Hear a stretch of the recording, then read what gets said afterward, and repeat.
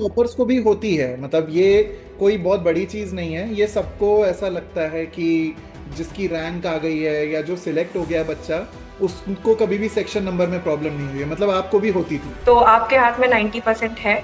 तो बेसिकली आपको प्रेशर नहीं लेना है और आपका आईक्यू लेवल भी बिल्कुल मैटर नहीं करता है। ये वो बच्ची थी जो बहुत ज्यादा डाउट्स नहीं पूछती थी, लेकिन रामबाण जिसको कहते हैं, रामबाण इलाज है आपकी प्रिपरेशन का।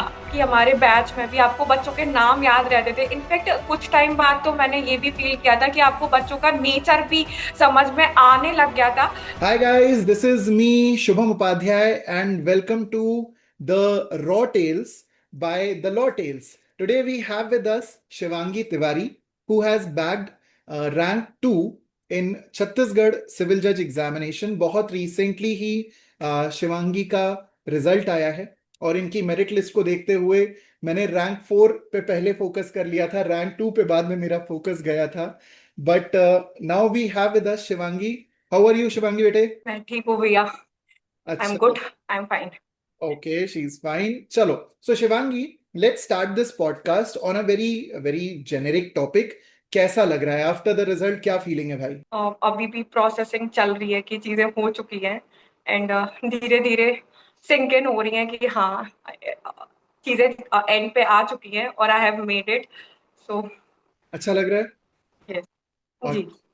अच्छा, मुझे ये बताओ शिवांगी, चलो, रिजल्ट के लिए तो हम सभी लोग पॉजिटिव रहते हैं कि एंजाइटी रहती है, नर्वसनेस रहती है कि होगा कि नहीं होगा। रैंक एक्सपेक्टेड थी तुझे? सच सच बताइयो। नो सर, नो भैया, बिल्कुल भी रैंक तो लिटरली सोची ही नहीं थी। बस यही सोच रहे थे कि लिस्ट में बस नाम आ जाना चाहिए। अच्छा, और रैंक का तो बिल्कुल अनएक्सपेक्टेड था। तो जब रैंक देखी होगी, मेरिट लिस्ट आई होगी हाथ में, पता चला कि ऊपर से ही सेकंड रैंक है, तो फिर कैसी फीलिंग थी? सर एक्चुअली ऐसा हुआ कि मेरे भाई ने मेरा रिजल्ट देखा था और उसने ऑलरेडी नीचे से ही शुरू करा था। अच्छा। तो सब पैनिक हो गए थे। ओके। सब पैनिक हो गए थे कि यहाँ तो नाम ही नहीं दिख रहा है। फिर उसने रिफ्रेश करने के लिए किया and then there was me second rank. So अच्छा। दैट मोमेंट वाज वेरी, मतलब वो मैं शब्दों में शायद बयान नहीं कर सकती, बिकॉज वो बहुत ही अनएक्सपेक्टेड था मेरे लिए, मेरी फैमिली के लिए। And it was something I can not explain in words. अरे वाह यार, मुझे भी याद है जब रिजल्ट के बाद मैंने तुझे कॉल किया था, तो वी हैड दिस जी। डिस्कशन जहां पे ना तो मैं तुझे बोलने दे रहा था, ना तू मुझे बोलने दे रही थी। तो we were having overlapping of words because of the results. जी। इतने समय की मेहनत रहती है यार, तो लगता है ना कि एंटिसिपेटेड तो रहता है कि रिजल्ट अच्छा है तो अच्छा रहेगा। हाँ, थोड़ा सा उस टाइम चीजें ऐसी थी कि वो मैं भी शायद प्रोसेस नहीं कर पा रही थी, तो मेरे पास भी बहुत सारा कुछ बोलने के लिए था। और ऑब्वियसली आपके लिए भी था, क्योंकि हम आपसे कनेक्टेड रहे हैं, तो आपके भी एक्सपेक्टेशंस थे और आपके लिए भी बहुत ज्यादा एक, मैं कह सकती हूँ कि उस दिन जब आपसे बात हुई तो अच्छा ओवरवेलमिंग, था। ओवरवेलमिंग जी। एक्सपीरियंस रहता है। अच्छा शिवांगी, मुझे एक बात बताओ, जी। लॉ में आने का और जुडिशरी की तरफ इंक्लिनेशन का रीजन क्या था? What inspired you to do it? पहला तो मैं बोलूंगी कि मेरे फादर बहुत बड़ी इंस्पिरेशन रहे हैं इस जर्नी के लिए, क्योंकि उनका वो ऑलरेडी जुडिशियल सर्विसेज में ही हैं। He is into administrative post in judiciary. तो पहले तो उनके थ्रू थोड़ा सा इंटरेक्शन, कभी बचपन में जाते थे, कभी मिलना हो जाता था डिस्ट्रिक्ट जजेस वगैरह से, तो वहां से उन्होंने वो चेयर की इम्पोर्टेंस और वो चीजों की इम्पोर्टेंस थोड़ा सा बताई, और वहां से मुझे फीलिंग आई कि नहीं, करना है मुझे, यही करना है। और सेकेंडली थोड़ा सा ये भी था कि ट्वेल्थ आते आते तक मेरे को समझ आ गया था कि साइंस एंड मैथ्स नहीं हो मेरे पाएगा। लिए नहीं बनी है। ये फैक्ट है। Not my cup of T. बिल्कुल बिल्कुल यस। बिल्कुल, मतलब ये तो फैक्ट है यार कि ज्यादातर हम लॉ की तरफ तभी इंक्लाइंड होते हैं जब हमें पीसीएम में नहीं जाना होता है। That's for sure. जी। और हाँ। जी, लैंग्वेजेस भी थोड़ा सा रहा है मेरा कि लैंग्वेज में, मतलब पर्सनली भी मुझे पसंद है लैंग्वेजेस, और सोशल स्टडीज मेरा अच्छा रहा है, और हाँ। उसमें ग्रेड्स भी अच्छे आते थे। तो अच्छा। वो चीज मुझे थोड़ा सा और क्लियर हो गया कि लॉ में ही जाना है अभी तो। तो नहीं जाना है, सही है। और जुडिशरी के लिए प्रिपरेशन शिवांगी कब से शुरू की कि जुडिशरी को लेकर के कोर प्रिपरेशन? सर रियली जब मैं जुडिशियल जुडिशियल प्रिपरेशन में गई, वो मेरा पोस्ट ग्रेजुएशन के बाद ही था। 23 में I completed my LLM and then I started for judicial services. अच्छा, तो 23 से you started preparing for judicial services. And मुझे यस ये सर। भी बताओ कि मान लो कि आपने 2023 से अपना प्रिपरेशन शुरू किया, एंड 2023 के प्रिपरेशंस के बाद भी क्या कुछ मल्टीपल अटेम्प्ट्स दिए थे छत्तीसगढ़ के? हाँ sir, this was my second attempt. This was your second attempt. तो फर्स्ट और यस थर्ड यस। अटेम्प्ट में कुछ कमियां रह गई थी, कुछ प्रॉब्लम्स रह गई थी जिस पे आपने वर्कआउट किया हो? हाँ जी, जी। और भी स्टेट्स के मैंने दिए थे, तो जब वहाँ पे जैसे छत्तीसगढ़ में और भी जगह जो मेरा था, वो मुझे यही समझ में आया कि मुझे मेमोराइज़ करने में प्रॉब्लम आ रही थी, सेक्शन नंबर्स में बहुत प्रॉब्लम आ रही थी। टॉपर्स को भी होती है, मतलब ये कोई बहुत बड़ी चीज नहीं है, ये सबको ऐसा लगता है कि जिसकी रैंक आ गई है या जो सिलेक्ट हो गया है बच्चा, उसको कभी भी सेक्शन नंबर में प्रॉब्लम नहीं हुई है, मतलब आपको भी होती थी? बिल्कुल, बिल्कुल। और ये मैं सच में बोलना चाहूँगी कि मेरे जहाँ भी मार्क्स कटे हैं प्री वाज़ मतलब मेरे लिए हमेशा प्री ही एक चैलेंज रहा है, जो मुझे लगा। और हमेशा ही मैं नंबर में ही गलत करके आती थी, कि ये नंबर में वहाँ जाके कन्फ्यूज़ हो जाती थी, और वो चीज़ें थोड़ा-सा मतलब मेरे लिए प्रॉब्लमैटिक रही हैं। तो दैट तो दैट हाँ, that was one of your struggling points, I can say, sort या ऑफ। या। स्टूडेंट्स पे कई बार सोसाइटी का और पेरेंट्स का, टीचर्स का या इवन फ्रेंड्स का भी ना एक प्रेशर रहता है कि फर्स्ट टाइम में जुडिशरी एग्जामिनेशन क्रैक करना है। तो अगर कोई बच्चा ऐसा प्रेशर ले रहा है तो उनको क्या सजेस्ट करोगे आप? उनके लिए मैं यही बोलना चाहूँगी कि सबकी अपनी कैपेसिटीज़ होती हैं, और सबका मैं बोलूँगी कि लास्ट में 90% आप मेहनत करते हो, और जो 10% जाता है वो ऊपर वाले के ऊपर भी जाता है। तो आपके हाथ में 90% है, तो बेसिकली आपको प्रेशर नहीं लेना है, और आपको डिमोटिवेट भी नहीं होना है कि कोई फर्स्ट अटेम्प्ट में हो गया है तो हम भी बस फर्स्ट अटेम्प्ट, ऐसा नहीं होता है, सबके साथ चीज़ें सेम नहीं होती हैं। तो आप रिवीजन करिए, कंसिस्टेंट रहिए, और और ऐसा भी नहीं रहेगा कि हमेशा स्मूथ प्रिपरेशन हर दिन एक ही चीजें रहेंगी, ऐसा नहीं होता है। बहुत हाईज और बहुत लोज आते हैं प्रिपरेशन के दौरान पे। तो आपको वो चीज को भी मैनेज करके चलना है कि हर दिन एक जैसा नहीं होना है। आप लो फील कर रहे हैं फिर भी बस आपको पढ़ना है, और आप रिविजन और कंटिन्यूटी रखते हैं, डिसिप्लिन मैं बोलूँ। और आपका आईक्यू लेवल भी बिल्कुल मैटर नहीं करता है कि आपको कोई चीज़ कितनी जल्दी या कितने फास्ट। तो अगर कोई आपको बोल रहा है कि आप बड़ा लेट समझ में आ रहा है चीज़ें, या मान लो आप बहुत जल्दी, और बच्चे बाकी के जल्दी कैच कर ले जा रहे हैं, तो उसमें भी आपको डिमोटिवेट नहीं होना है।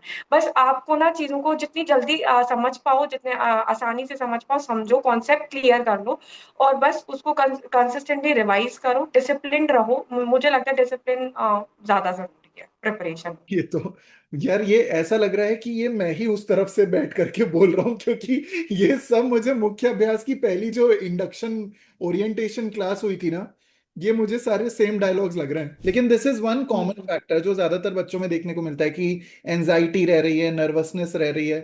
तो इसको कोप अप करने के लिए क्या किया? What did you do? या क्या चीज ऐसी होती थी जो हेल्प आउट करती थी? मतलब यूट्यूब हेल्प करता था, मम्मी पापा से बात करना हेल्प करता था, पढ़ाई ही हेल्पफुल होती थी? What worked for you? Sir various various aspects में चीज़ें थी। जैसे कि अगर रोना आ रहा है तो मैं ज़्यादातर प्रेफ़र करती थी अपने पापा से बात करने का, और मेरी बहन से बात करने का ज़्यादा रहता था मेरा। और पढ़ाई स्पेसिफ़िक अगर मैं बोलूँ तो मैं बोलूँगी कि आपके यूट्यूब सेशंस मेरे लिए बहुत ज़्यादा हेल्पफुल रहे। मतलब मैं कॉन्स्टेंट मतलब उसको वॉच करती थी, और मैं बोलूँगी कि मतलब बहुत बड़ा रोल रहा है आपके यूट्यूब वीडियोज़ का। और मेरी जर्नी भी शायद प्रॉपरली यहीं से ही शुरू हुई थी कि मतलब धीरे-धीरे करके आपके वीडियोज़ देखने शुरू करे, और चीज़ें वहाँ से भी हुई, और तो ये यार, मेरे लिए काफ़ी हेल्पफुल रहा। You are a graduate, post graduate of 2023। तो मतलब येस। मेरे बारे में कब पता चला कि मैं पढ़ाता हूँ, कि एक कोई टीचर हैं शुभम सर नाम के? हाँ सर, एक्चुअली पहले हम लोग कॉलेज टाइम पे भी कुछ वीडियोस देखते थे। तो मैं जानती तो वहां से ही थी, और जब भी मतलब मैं बोलूंगी कि आपकी वीडियोस के उससे भी चीजें हुई हैं। और जब मैंने डिसाइड करा कि अभी तो प्रिपेयर करना है फुल फ्लेजेड, तो मैंने शुरुआत ही आपके यूट्यूब वीडियोस से ही करी थी। तो मुझे वहां से मतलब था कि मेरा बेसिक आपसे इंट्रोडक्शन मेरा कॉलेज के टाइम से है, कि कुछ टाइम जब लॉ के, हाँ जी, तो वहां से मैंने कुछ वीडियोस देखे हुए थे। और फिर फाइनली जब मैं अपनी जुडिशियल प्रिपरेशन में आई, तो वहां मतलब मैं डालती आपके नाम से थी कि अगर आपका कोई वीडियो पड़ा होगा ना तो मैं वो जाके देखूंगी। एंड वो मतलब मेरा रहा है, तो मैं एक ही आपको ही प्रेफर करा है। लगभग लगभग मैंने मोस्टली चीजें वहां पे ही करी हैं, और फिर हो गया। चीजें वैसी ही चली हैं। नहीं, सही है यार। अच्छा, एक चीज और है शिवांगी, जब तुम लोग मुख्य अभ्यास बैच में थे, नाउ यू आर फ्रॉम मुख्य अभ्यास, अगन इज फ्रॉम मुख्य अभ्यास, वेरियस स्टूडेंट्स आर फ्रॉम मुख्य अभ्यास बैच। तुम लोग अभी जब अकेडमी में जाओगे ट्रेनिंग के लिए तो बहुत सारे बच्चे मुख्य अभ्यास बैच के मिलेंगे तुम्हें। फर्स्ट ऑफ ऑल आप लोग मिलोगे, एक दूसरे से इंटरेक्ट करोगे। आपको जो बैच का एक्सपीरियंस था ओवरऑल, जिसमें आपने बाकियों को डाउट्स पूछते हुए देखा, मैं हमारे सभी व्यूअर्स को पहले एक चीज बता दूं कि ये बच्ची कोई बहुत ज्यादा डाउट पूछने वाली स्टूडेंट नहीं थी। इसने कोई बहुत सारे डाउट्स नहीं पूछे हैं कभी। शायद मुझे बता रही थी अभी ये पहले कि मेरे लेक्चर्स मल्टीपल टाइम्स इन्होंने देखे हैं, जो रिकॉर्डिंग इनके पास थी। तो ये वो बच्ची थी जो बहुत ज्यादा डाउट्स नहीं पूछती थी। लेकिन शिवांगी, ये तो फैक्टर है ना कि जो बाकी के बच्चे थे वो भी इतना अच्छा एक ग्रुप था जो कि इतने सारे डाउट्स पूछते थे, इतने सारे क्वेश्चंस पूछते थे कि आपके भी शायद बहुत सारे डाउट्स क्लियर हो जाते थे। यही हुआ है, और यही शायद मेजर रीजन रहा है मेरे डाउट ना पूछने का, क्योंकि मोस्टली बच्चे पूछ लेते थे डाउट्स तो मेरे सॉल्व हो जाते थे। और लगभग मैं मानती हूँ कि उस टाइम पे प्रिपरेशन के दौरान मोर और लेस सबके कॉमन डाउट्स ही होते हैं, और सबको एक ही जगह प्रॉब्लम आ रही होती है, तो वो मेरे वहां से सॉल्व हो रहे थे। तो बेसिकली मैंने आपकी चीजों को फॉलो अप करने का ज्यादा सोचा कि जैसे आपने बताया कि इसको ऐसे करना, आज आज जाके चार्ज फ्रेम करने हैं, हाँ, तो इतने चार्ज फ्रेम करने ही करने हैं, ये टाइम बाउंड मैनर में करना है, 10 मिनट्स में I am expecting you to do it, अगर वन चार्ज है तो, और विथ फॉर्मेट। तो वो एक चीज रही है, मतलब चीजों मतलब पे, मतलब मैंने ऐसे कोशिश करी कि जो आपने बोला है उसको फॉलो अप करने का ज्यादा रहा है मेरा। मतलब मेरा स्ट्रिक्ट होना इन अ वे तुम लोगों के लिए ठीक ही हुआ है ये। मेरे लिए तो बहुत। ये अच्छा है यार। नहीं, बहुत अच्छी बात है शिवांगी, क्योंकि मैं हर बार अपने बैचेस में भी, यूट्यूब पे भी, इनफैक्ट आपने कई बार बोलते हुए सुना होगा कि मोर और लेस शायद मुझे आपकी सफलता का उतना क्रेडिट नहीं जाता, लेकिन मैं जो आपको शायद टेक्निक्स बताता हूँ या आपको जो सजेशंस देता हूँ टाइम बाउंड प्रिपरेशन को लेकर के, maybe that works out well for you. जी, इस पे मैं बोलना चाहूंगी कि प्रिपरेशन कर लेते हैं, मतलब प्रिपरेशन मतलब बच्चे का ज्यादा रहता है उसमें ऑब्वियसली, कि आप खुद नहीं करोगे तो टीचर आपको सिर्फ समझा ही सकता है, बट वही है ना, राइट डायरेक्शन में प्रिपरेशन करना इज वेरी इंपॉर्टेंट। अब आप कुछ भी कर रहे हैं ना, तो वो आपके लिए बहुत सारे अटेम्प्ट ले जाएगा आपके, और आपका टाइम वेस्ट भी हो जाएगा, तो एक right mentor is very necessary. So for me it was you. So मैं बोलूंगी कि ऐसा नहीं है कि आपको क्रेडिट नहीं जाता है, बहुत ज्यादा क्रेडिट जाता है, क्योंकि मैं पर्सनली फील करती हूँ कि आपकी गाइडेंस, आपके रोड मैप्स कई बार कंफ्यूज हो जाते हैं चीजों को लेके। हाँ। और कई बार ऐसा होता है कि अब ना फ्रस्ट्रेशन बिल्डअप होने लगती है इतने टाइम के बाद, नहीं हो रहा है, कहाँ जा रहे हैं, मेरा प्रीलिम्स थोड़ा सा वीक पॉइंट रहा है चीजों को लेके। तो वहां आपने बहुत हेल्प करी है, बहुत, मतलब कि आपने खुद ही बना के दे दिया कि बेटा बस अब इसको फॉलो ही करना है और कुछ नहीं करना है। तो अगर मैं बोलूंगी कि अच्छा। 80% भी कोई फॉलो कर लेता है तो हाँ, हो जाएगा, उसका आराम से हो जाएगा।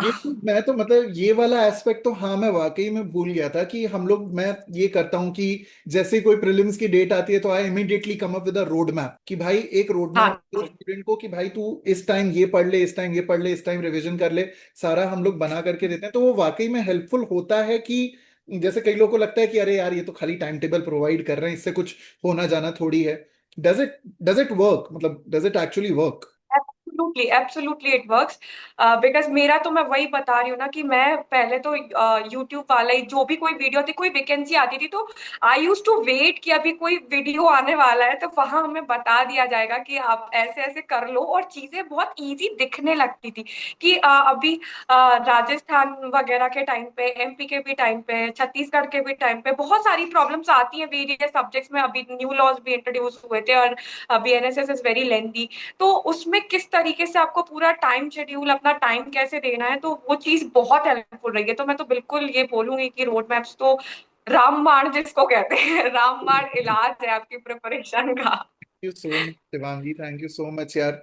क्योंकि अच्छी बात है ये कि हम बनाते जब भी ऐसा कोई रोड मैप है ना, तो वो इसी इंटेंशन से बनाते हैं कि आप हो गए, आपके जैसे और जो स्टूडेंट्स हैं वो अगर उसको रिगरसली फॉलो कर लें। अच्छा Shivangi, you were a part of टीएलटीज मुख्य अभ्यास बैच एज वेल, मुख्य अभ्यास में भी थे आप, है ना? जी जी जी। उसका एक्सपीरियंस कैसा था, द लॉटेल्स के मुख्य अभ्यास का, छत्तीसगढ़ मुख्य अभ्यास का? शानदार शानदार, मैं बोलूंगी कि वो मुझे वहां आंसर राइटिंग में बहुत फील हो रहा था। और क्योंकि इस बार ट्रांसलेशन बहुत लेंदी आए थे, हाँ। और जो आपके टेक्निक्स रहे हैं मैं कांस्टेंट उसकी वो रही हूँ कि फॉलोवर की टाइम लिमिट में करना है। आप कैसा भी कर रहे हो डजंट मैटर, बस जो टाइम लिमिट दे रहा हूँ उस टाइम लिमिट में आपको परफॉर्म करना है, बस आप एक्यूरेसी लेके आइए। और साथ में वो जो कांस्टेंट मोटिवेशन रहता था ना कि अगर गन्ना भी कर रहे हो ना तो डजंट मैटर, आपका शुरुआत है और चीजें ग्रेजुअली ठीक होंगी, और आपको हताश नहीं होना है चीजों को लेके। और अगर नहीं भी कर पाए मेरी टाइम लिमिट को देखते हुए, मतलब जो मैंने बताई है, तो भी नहीं करना है। एंड आई प्रॉमिस यू कि आप एक हफ्ते में अलग ही जगह पे होंगे। जो मैंने अपने साथ मतलब पर्सनली फील किया है कि मेरे लिए वो बहुत हेल्पफुल रहा है। उस टाइम पे काफी लेंदी आया था इस बार ट्रांसलेशन, तो वो चीज मेरे लिए बहुत हेल्पफुल रही। मैंने टाइम पे कंप्लीट करा था पेपर, तो मुख्य अभ्यास तो बहुत हेल्पफुल रहा है। और जो ट्रांसलेशन को लेकर के थोड़ा तुम लोगों पे ज्यादा स्ट्रिक्ट था, दैट आई कैन डेफिनेटली से। हाँ।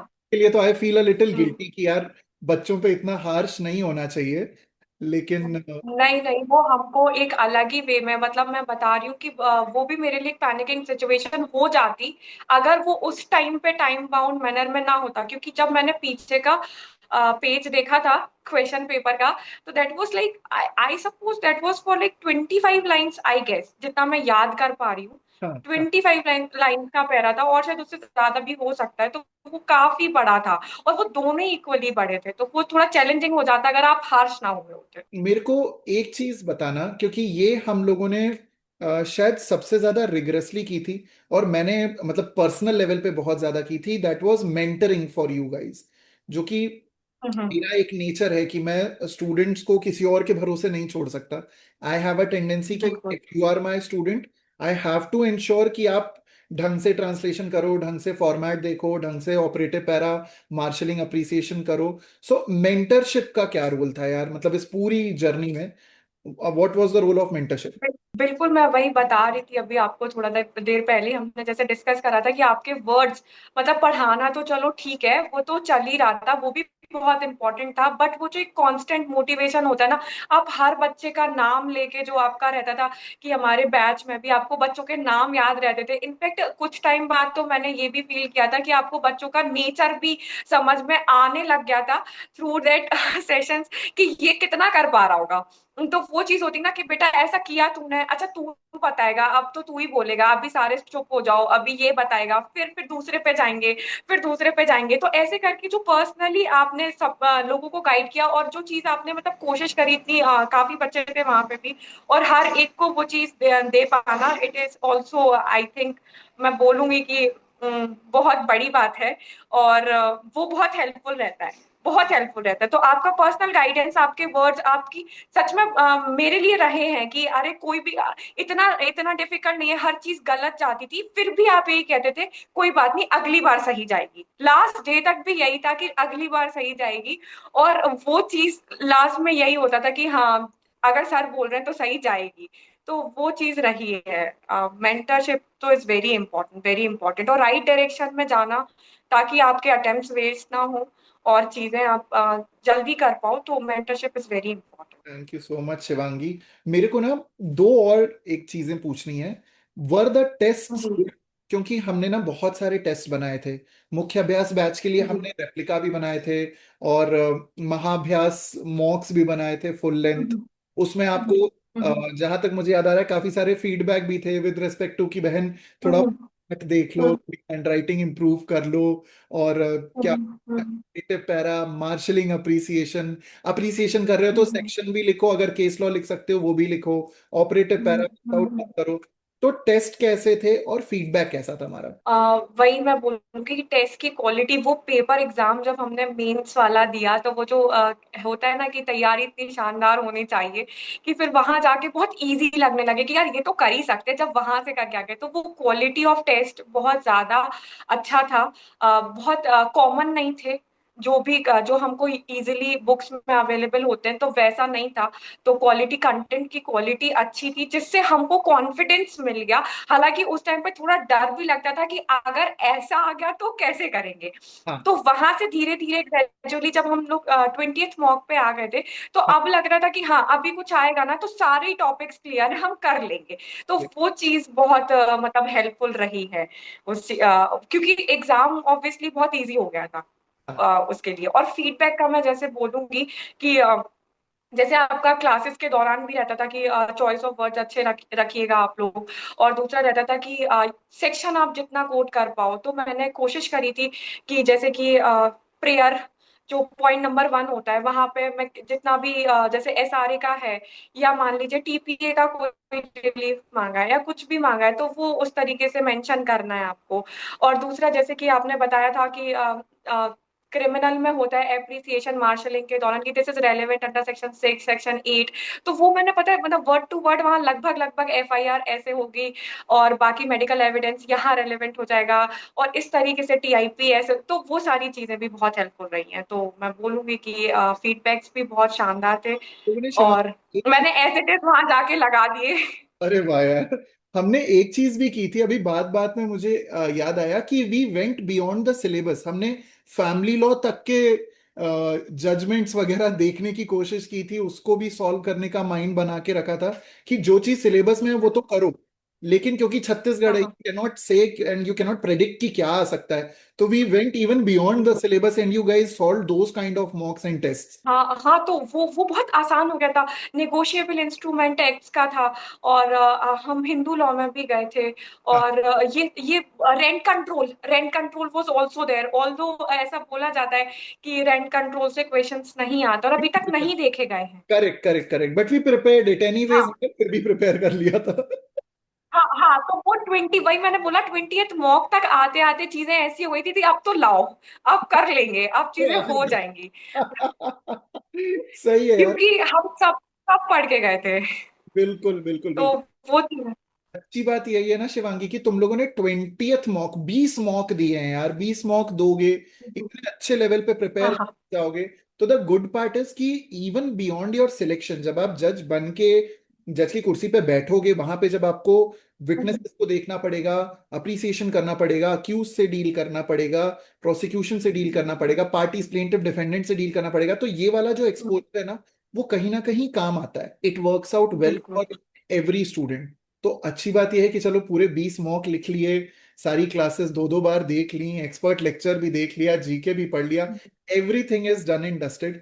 तो अच्छा है। और एक चीज और है शिवांगी, ये मैं आप सभी लोगों को बताना चाहूंगा, and this is a very honest truth, हम लोग we are not making this up, Shivangi ने एक भी मॉक इंटरव्यू नहीं दिया है।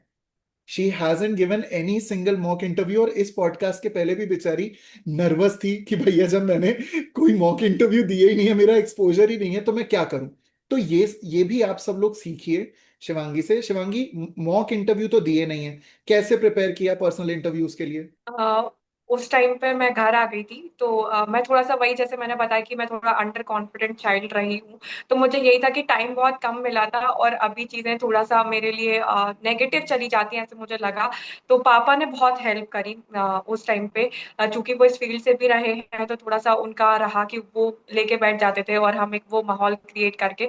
और प्लस उन्होंने जो हमारे डिस्ट्रिक्ट जज महोबा थे उनसे भी रिक्वेस्ट करी थी, और वो चीजें उन्होंने हेल्प करा कि उन्होंने भी एक दो मॉक मेरे प्लान करे थे, तो उनके उससे भी मुझे गाइडेंस रहा है। तो मैं बोलूंगी, और मैं लास्ट में यही बोलूंगी इन सब चीजों से कि बिलीव इन योरसेल्फ।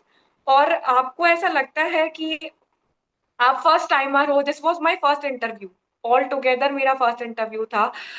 तो मुझे यही लग रहा था कि मैंने कोई मॉक नहीं दिया है, कोई चीजें नहीं हुई हैं, और फिर मैं कैसे करूंगी। वहां बहुत मतलब एक्सपीरियंस लोग आ रहे हैं, दो दो चार चार बार इंटरव्यू दे के आ रहे हैं, तो मतलब मैं नहीं कर पाऊंगी शायद। बट आप बिलीव करोगे, कंसिस्टेंट रहते हो और आप ऑनेस्ट रहते हो अपनी प्रिपरेशन के साथ, तो आप कर लो, 100% कर लोगे। और नर्वसनेस और एंजाइटी तो part and parcel of the life, चले गई, पर फिर भी पढ़ना है। रोना आ रहा है फिर भी आंसू पोंछो, पढ़ने बैठ जाओ, तो वो तो करते ही रहना है। सही है। So guys, this was Shivangi Tiwari, rank 2 CG CJ examination. इस बच्ची ने जो एग्जामिनेशन क्रैक किया है, that is considered to be one of the toughest examination when it comes to judgement writing and translation in all over India. लेकिन उस बच्ची ने वो पेपर निकाला है। वो बच्ची भगवान को क्रेडिट दे रही है, अपने पापा को क्रेडिट दे रही है, अपनी फैमिली को क्रेडिट दे रही है। मुझे भी I am glad, I am overwhelm कि मुझे भी इस बात का श्रेय मिल रहा है। I am very thankful to you Shivangi. And everybody who is watching this video, listen to what she is saying. वो जो बोल रही है, जैसा बोल रही है, एकदम रॉ है, बिना किसी फैब्रिकेशन के, बिना किसी लीड के। डायरेक्टली उसने ये बताया है कि उसकी प्रिपरेशन कैसी रही है, क्या चैलेंजेस उसने फेस किए हैं, how has she overcome all of those challenges. And Mantra success का उसकी तरफ से आ चुका है, डिसिप्लिन एंड कंसिस्टेंसी। इसके ऊपर कुछ नहीं है और इसके बाद कुछ नहीं है। ये चीज जो शायद इनके पापा इनको सिखा पाए या मैं इनको सिखा पाया, आई एम वेरी श्योर शिवांगी ये आपको आगे आपके करियर में, आपके फ्यूचर करियर प्रोग्रेशन में बहुत मदद करेगा। All the very best for your future endeavours. Wish you all the very luck from Shubham भैया, not Shubham sir, from Shubham भैया। ऑल, भैया। गॉड ब्लेस यू और एंड ये आपने रखा भी हमेशा वही वाला है आपका, कभी वो टीचर स्टूडेंट वाला जो वो एक स्ट्रिक्ट रिलेशन रहा है, तो वो हम तो मतलब मुझे नहीं लगता जिसने भी आपसे पढ़ा होगा वो कभी ये बोल पाएगा कि हमारा बहुत स्ट्रिक्ट रिलेशन रहा है। वो नहीं रहा है, बिल्कुल भी नहीं रहा है। आपने मतलब बच्चों की तरह रखा है हम लोगों को। तो वो चीज मैं बोलूंगी कि उससे भी शायद कनेक्शन बिल्डअप होता है और आपके वर्ड से हम कनेक्ट कर पाते हैं। तो वो भी बहुत एक इम्पॉर्टेंट चीज है कि बहुत ज्यादा फॉर्मेलिटी नहीं रही चीजों को लेके। बोलिए। ऑल्दो प्रिपरेशन के दौरान जरूर स्ट्रिक्ट थे चीजों को लेके, वो हमारे लिए जरूरी था। बट हाँ फॉर्मेलिटी नहीं रही कि एकदम एकदम ऐसे ही चल रहा है, ऐसे ही बोला। और हम लोग फ्रीडम में थे कि हम अगर हमें कुछ और भी प्रॉब्लम आ रही तो हम कह पा रहे थे कि ये चीजें दिक्कत हो रही है या ये चीजें हैं। तो वो भी मतलब हेल्पफुल था। हाँ, मैटर करता है। बच्चों जैसे रखो तो ये सारी चीजें बहुत मैटर करती हैं, क्योंकि होता क्या है, कई बार मतलब ये मेरा ऐसा मानना है, बहुत सिंपल वर्ड्स में मैं बोलूंगा कि अगर किसी भी स्टूडेंट को हम पढ़ा रहे हैं, सिर्फ पढ़ाने के इंटेंशन से पढ़ाएंगे तो वो सीख जाएगा। लेकिन अगर उसको हम्म। सफल बनाने के इंटेंशन से अगर हम एफर्ट डालेंगे ना, तो वो शिवांगी तिवारी छत्तीसगढ़ रैंक 2 बन सकता है। तो वही मेरा यार हमेशा से एजेंडा रहा है। And I am pretty glad that it has worked out for you. अच्छी बात है कि आपने इस बात को रिकॉग्नाइज किया कि भाई आप बच्चों जैसे ही पढ़ा रहे हो और एक फ्रीडम है आपके साथ बात करने में। हाँ बिल्कुल। मेरे लिए तो इट हैज वर्क इमेंस। मतलब मैं बहुत मतलब मेरे लिए चीजें बहुत आसान हो गई थी क्योंकि मेरे साथ नर्वसनेस का प्रॉब्लम था। तो अगर बहुत स्ट्रिक्टनेस जाती है तो बच्चा हेजिटेट हो जाता है कि आप नहीं बोल पाते हो अपनी सारी बातें। और फिर अगर वो कंफर्ट आप मेंटेन कर देते हो तो चीजों को थोड़ा सा आसानी हो जाती है बताने में भी, और बेटर इंसाइट भी मिल सकती है चीजों को देख के। Thank you so very much, Shivangi, for this lovely, lovely podcast. All the very best, बेटे। God bless you. ईश्वर करे आप आगे जीवन में और सफल बने, हम आपको और बड़े पदों पे देखें। God bless you and God bless everybody who has watched this podcast. Congratulations, you have just seen a judge in her making. And now Shivangi, अच्छी बात यह है कि अब मेरे लिए अच्छी बात यह रहेगी कि मैं जब अगले बैचेस में पढ़ाऊंगा तो मैं आपकी जजमेंट्स को रेफर करके पढ़वाऊंगा कि देखो इसको मैंने पढ़ाया था, अब इसने ये जजमेंट लिखी है, आप इस जजमेंट को देखिए और अब आप इससे सीखिए। You are very inspirational, you are very motivational. Thank you so very much for joining us Shivangi. God bless you, God bless you.